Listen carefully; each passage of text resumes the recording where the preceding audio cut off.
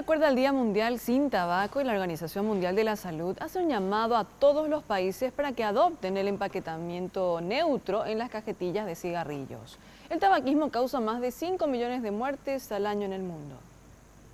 Según estimaciones científicas, la mitad de los adictos al tabaco mueren de una enfermedad relacionada al tabaquismo y viven en promedio entre 10 y 15 años menos que los no fumadores.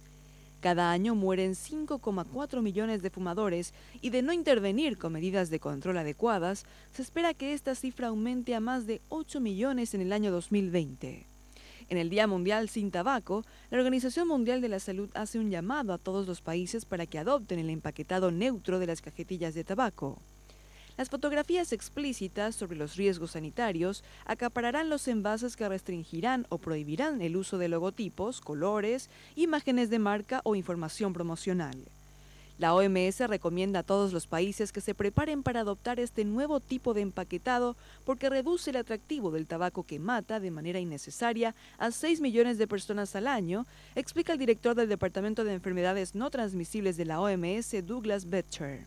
En el 2012, Australia fue el primer país en aplicar plenamente el empaquetado neutro. A partir de mayo de este año han comenzado a distribuirse en Irlanda, Reino Unido y Francia. China, el mayor consumidor y productor de tabaco a nivel mundial, ha instaurado una estricta ley antitabaco en la capital. Allí, 1 millón de personas mueren al año por causas relacionadas con el tabaquismo.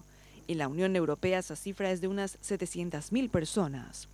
Desde la Sociedad Española de Neumología y Cirugía Torácica, recordaron que el tabaquismo pasivo puede causar múltiples enfermedades respiratorias y cardíacas en niños y por eso plantearon la posibilidad de que la exposición al humo del tabaco en los niños y niñas pueda considerarse como una forma de maltrato infantil.